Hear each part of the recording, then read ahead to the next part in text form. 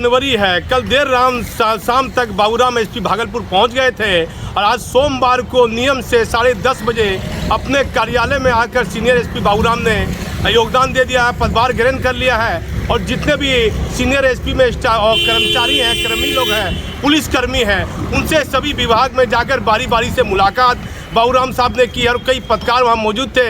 शहजादा खान भी वहाँ गए हुए थे, जो जनसंवाद चैनल से माने जाते हैं, एक सीनियर पत्रकार है। आप पूरा वीडियो मेरे चैनल के माध्यम से आप देखिएगा, पूरा मैं इंटरव्यू लिया है। लेकिन नाथनगर बम विस्फोट की घटना में एक बच्चे की मौत हो गई थी और भारी बवाल हुआ था बम विस्फोट की घटना को लेकर, और किसी की गिरफ्तारी नहीं हुई है। और लगातार किस तरह पुलिस गश्ती पर सवाल उठा, मैंने सभी बातों को प्रमुखता से पूछा है। आप पूरा वो इंटरव्यू देखिएगा। एक बड़ी चुनौती है नए एसपी बाबूराम के साथ। मूलतः ये हरियाणा के रहने वाले हैं। पूरा इंटरव्यू आप मेरा देखिए।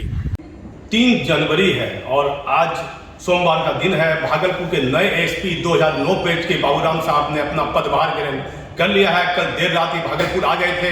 मैं इनसे बात करता हूँ। बड़ा गंभीर कई तरह के सवाल भागलपुर से जुड़े हुए हैं। बमबाजी की घटना और कई चुनौतियों का सामना इनको भागलपुर में करना पड़ेगा। मुंगेर में कई बड़ी सफलता इन्होंने प्राप्त की और देश के कई कोना कोना में इनका नाम हुआ। मूलतः ये हरियाणा के रहने वाले हैं। मैं सर से परिचय लेता हूँ। और भागलपुर में क्या इनकी स्थिति रहेगी, दरभंगा में क्या भौगोलिक स्थिति थी, और मुंगेर में ये नज़दीक के जिले में काम कर चुके हैं। सर नमस्कार। जी नमस्ते। कैसा आपको लग रहा है सर, भागलपुर आज पहला दिन पदभार ग्रहण किए हैं? बहुत अच्छा लग रहा है। और अभी जो मैंने पुलिस पदाधिकारियों के साथ मीटिंग की है, मीडिया के कुछ लोगों से मेरी बातचीत हुई है, तो कुछ इश्यूज उभर कर सामने आए हैं जिन पर हम लोगों को तुरंत ध्यान देने की ज़रूरत है। जैसे एक नशे का कारोबार है, शराबबंदी के साथ साथ ब्राउन शुगर की जो बिक्री की शिकायत मिली है। इसके अलावा शहर की ट्रैफिक व्यवस्था है, जहाँ हम लोग कुछ प्रयत्न करेंगे और सुधार करने का। और इसके अलावा जो यहाँ बमबाजी का एक प्रचलन है, जो भी हाल में कुछ घटनाएं हुई हैं जिसमें 2 बच्चों की डेथ भी बताई जा रही है, इस पर हम लोग ध्यान देंगे। इसके अलावा जो अपराध नियंत्रण विधि व्यवस्था है, वो तो पुलिस का प्राथमिकता का काम है ही, उस पर ध्यान दिया जाएगा। इसके अलावा कोशिश की जाएगी कि पीपल फ्रेंडली पुलिसिंग हो और जनता को हर तरह से हम लोग जो है थाना में या वरीय पदाधिकारियों के यहाँ उनको एक्सेस मिले। कभी भी जो है जनता के मिल सकती है, अपनी बात रख सकती है। इस चीज़ को हम लोग मॉनिटर करेंगे कि थाना के स्तर पे जनता दरबार का आयोजन लगातार किया जाए। प्रत्येक शनिवार को जो भूमि विवाद संबंधी बैठकें हैं उनको रेगुलर कराया जाए। और थाना के ऊपर के भी जो वरीय पदाधिकारी हैं उनको भी निर्देश दिया जाएगा कि लगातार जनता से संपर्क में रहें। जनता का सहयोग मिलेगा तो हम लोग निश्चित रूप से अपनी चुनौतियों पे कामयाबी पाने में सफल होंगे। सर मेरे चैनल पर ही बातचीत आपकी है। मूलतः कहाँ के रहने वाले हैं बाबूराम साहब? मैं हरियाणा से रहने वाला हूँ, यमुनानगर से। और अभी तो बिहार में मुझे 12 साल हो गए हैं, तो अब तो बिहार ही मेरा घर है। कर्म भूमि आपकी बिहार कर्म भूमि है। काफ़ी जिला में मैं रह चुका हूँ। पढ़ाई लिखाई कहाँ से की सर? मेरी शिक्षा यमुनानगर से ही हुई है। कहाँ सर, मतलब यमुनानगर में? यमुनानगर में कुरुक्षेत्र यूनिवर्सिटी से हुई है। कुरुक्षेत्र से। कोई यादगार आपके शिक्षक का नाम, गुरु का नाम जिसको आपने? बहुत सारे शिक्षक रहे हैं जो प्राइमरी स्कूल से लेकर हायर एजुकेशन तक, इसमें उन्होंने बहुत ही अच्छा मेरे लिए गाइड का काम किया है, हर तरह से सपोर्ट किया है। तो उनसे हम लोग संपर्क में भी रहते हैं। पहली ट्रेनिंग कहाँ हुई थी सर आपकी? हैदराबाद के बाद? हैदराबाद के बाद मेरा जो प्रोबेशन टाइम था वो गया में रहा। गया में मेरी ट्रेनिंग हुई।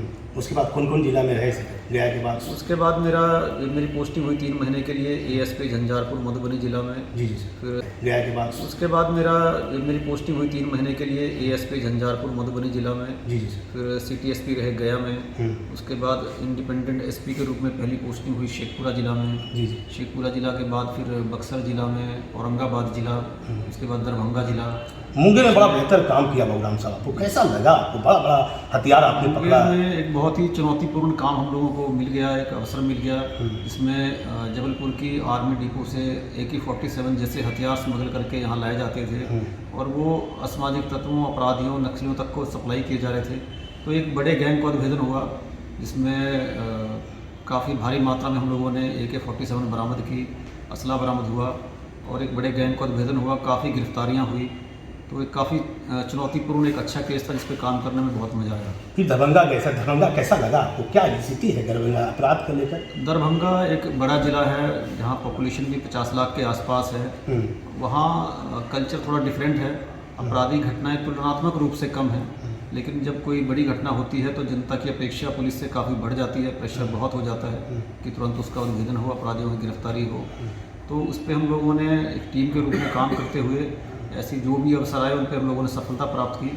जनता का वहाँ बहुत सहयोग मिला और मुझे पूरी उम्मीद है कि यहाँ भागलपुर ज़िला में भी जनता का पूरा सहयोग रहेगा और यहाँ पे भी जो भी चुनौती हमारे सामने आएगी उस पर हम सफलता प्राप्त करने में। मुंगेर में आप रात्रि गश्ती अपने से करते थे, दरभंगा में भी आप चलते थे सर, यहाँ भागलपुर में तो मैंने देखा 1 साल के दौरान पुलिस की कार्यशैली पर काफ़ी सवाल उठे हैं। तो एक बड़ी चुनौती आपको भागलपुर शहर में कई तरह की चुनौतियाँ हैं, बमबाजी है, पुलिस गश्ती पर सवाल उठे हैं और कई तरह के डीएसपी थे रेसु कृष्णा जिसका तबादला हो गया, उसका पति एक आईपीएस अधिकारी की वर्दी पहन लेता है, उसको लेकर कई तरह की बातें आई जो लगातार मीडिया की सुर्खियां बनी रही। कई जिम्मेदारी रहेगी बाबूराम साहब। जितने भी जो फील्ड के हमारे पदाधिकारी हैं, थाना सहित तमाम वरीय पदाधिकारी हैं, सबको ब्रीफिंग किया जाएगा, सबको सेंसिटाइज किया जाएगा। इसके अलावा जो फील्ड में गश्ती करनी है, रोको टोको अभियान चलाना है, जो कांडों में फरार वांछित लोग हैं उनकी गिरफ्तारी करानी है, शराब माफिया के विरुद्ध कार्रवाई करनी है, इन सब में लगातार मॉनिटरिंग करके कार्रवाई सुनिश्चित कराई जाएगी। और एसएचओ से लेके एसएसपी तक तमाम जितने भी पदाधिकारी हैं सब लगातार फील्ड में रहेंगे। रात्रि गश्ती भी हम लोग चेकिंग कराएंगे और गश्ती की गुणवत्ता पर भी ध्यान दिया जाएगा। इन तमाम कामों को सुनिश्चित कराएंगे। सर आपसे पहले थाना लगातार शहरी क्षेत्र का बंद रहता था, ये तो नक्सल नहीं है भागलपुर में, तो बड़ा ये लोग इसको प्रमुखता से अखबारों ने छापा है, इसको कैसे लीजिएगा? सबको हमने निर्देश दे दिया है कि थाना 24 घंटे खुला रहेगा, उसको कभी बंद नहीं किया जाना है। 24 घंटे चाहे रात हो या दिन हो, एक ओडी पदाधिकारी की ड्यूटी थाना में रहती है, जिसका काम होता है कि जो भी पब्लिक आए उनकी शिकायतों को, एक ओडी पदाधिकारी की ड्यूटी थाना में रहती है, जिसका काम होता है कि जो भी पब्लिक आए उनकी शिकायतों को सुनना, उसका समाधान कराना और अगर मामला संवेदनशील है, गंभीर है तो वरीय पदाधिकारियों को तुरंत उनके संज्ञान में देना, तो कहीं कोई दिक्कत नहीं आएगी। थाने 24 घंटे काम करेंगे, वायरलेस खुला रहेगा और अगर एसएचओ ड्यूटी में नहीं है तो उनके सेकंड जो ओडी में पदाधिकारी में हैं वो लोग ड्यूटी में रहेंगे और हम लोग भी दिन में भी और रात में भी हम लोग भी फील्ड में भ्रमण में रहेंगे, तो कोई समस्या नहीं आएगी। भागलपुर स्मार्ट सिटी है सर, भागलपुर के शहर को नए साल में क्या संदेश देना चाहिएगा भागलपुर की आम जनता को? आम जनता से यही अपील है कि जो शहर में ट्रैफिक की समस्या है, रोड अगर कंजेस्टेड हैं तो अतिक्रमण ना होने दें। अपने आसपास ठेला या इस तरह के जो अतिक्रमण करके रोड को नैरो कर देते हैं, ऐसे लोगों को समझा बुझा के उनको सिविक सेंस समझानी है कि एक जैसे पार्किंग है, अवैध पार्किंग लोग रोड पे कर देते हैं, तो पार्किंग को चिन्हित जगह पर ही करें। रोड के बीच में गाड़ी मोटरसाइकिल लगा के रोड को नैरो ना करें। तो जब जनता का सहयोग मिलेगा, जनता जागरूक रहेगी, तो हम लोग मिलकर निश्चित रूप से ट्रैफिक में सर कहाँ गए थे, किस किस बड़े अधिकारी से आप मुलाकात किए होंगे? अभी तो टाइम बहुत कम मिला, तो मैं डीआईजी सर से भी मिला हूँ और भी लोगों से भी मिलने का मेरा प्रोग्राम है।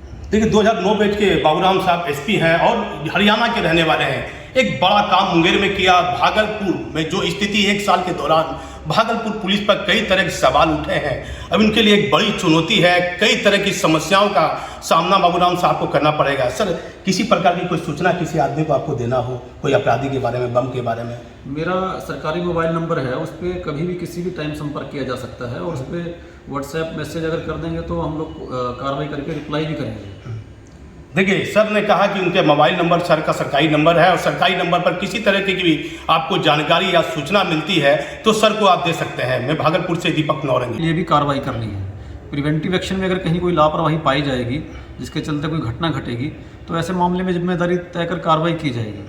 जैसे नशा मुक्ति है, नशे के कारोबार में जैसे भी ब्राउन शुगर की यहाँ शिकायत मिल रही है या बम बनाने वाले कुछ लोगों की शिकायत है, ऐसे सभी आपराधिक तत्वों, असामाजिक तत्वों को चिन्हित कर उनके विरुद्ध कार्रवाई की जाएगी। इसमें अगर कहीं किसी तरह की कोई लापरवाही सामने आएगी तो ऐसे पदाधिकारियों की जिम्मेदारी तय कर उनके विरुद्ध भी कार्रवाई सुनिश्चित की जाएगी। देखिए अभी थाना परिसर में कोई भी फरियादी रात में, नाइट के टाइम में अगर पहुंच जाते हैं तो उनको दरवाज़ा बंद पाया जाता है। सभी थाना को ये निर्देश दिया गया है कि थाना 24 घंटे खुला रहना है। वहाँ पे शिफ्ट वार एक ओडी पदाधिकारी की ड्यूटी रहती है जिसका काम है जो जनता आ रही है उनकी शिकायतों को सुनना और उसका समाधान कराना। अगर इस तरह की शिकायत भविष्य में पाई गई कि थाना का गेट बंद किया गया, थाना में किसी की बात नहीं सुनी जा रही है, तो ऐसे मामले में जो भी एसएचओ या अन्य पदाधिकारी जो भी इसमें लापरवाही करेंगे या निर्देश का उल्लंघन करेंगे, निश्चित रूप से उनके विरुद्ध कार्रवाई होगी। धन्यवाद सर। लंबित मामले में जो अपराधी की गिरफ्तारी नहीं हो पाई है, कई ऐसे मामले हैं जैसे स्वर्ण व्यवसायी और दिन दहाड़े हुई हत्या के मामले में जो अब तक आरोपी की गिरफ्तारी नहीं हुई है। ऐसे मामले में किस तरह की कार्रवाई होगी और किस ऐसे तरह सभी का- मामले जो सनसनीखेज रहे हैं, आपराधिक घटनाएं हुई हैं, उनको हम लोग चिन्हित करके देखेंगे, उसमें समीक्षा करेंगे और जो भी लंबित कार्रवाई है या कांड का उद्भेदन है, अपराधी की गिरफ्तारी है, इसको सुनिश्चित कराया जाएगा। सर लोगों को, भागलपुर शहरियों को मतलब नए साल का क्या आपकी तरफ से मैसेज होगा सर?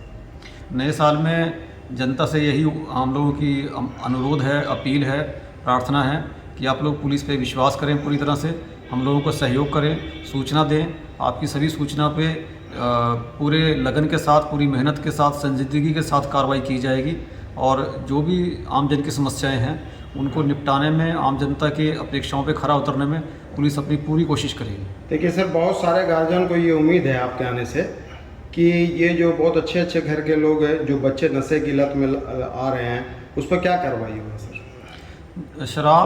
शराब में जो काम में लगे हुए हैं, उनके साथ साथ जो ब्राउन शुगर जैसे अन्य नशा के कारोबार में लगे लोग हैं, इनकी थानावार सूची हम लोग बनवाएंगे और इन पे कार्रवाई कराएंगे और जो बड़े माफिया हैं उनके थाना में नाम भी लिखवाएंगे ताकि आम जनता की नज़र में भी एक्सपोज हों और थाना के साथ साथ आम जनता भी जाने ऐसे लोगों को कि इनके क्या क्रियाकलाप हैं, क्या इनका चाल चलन है।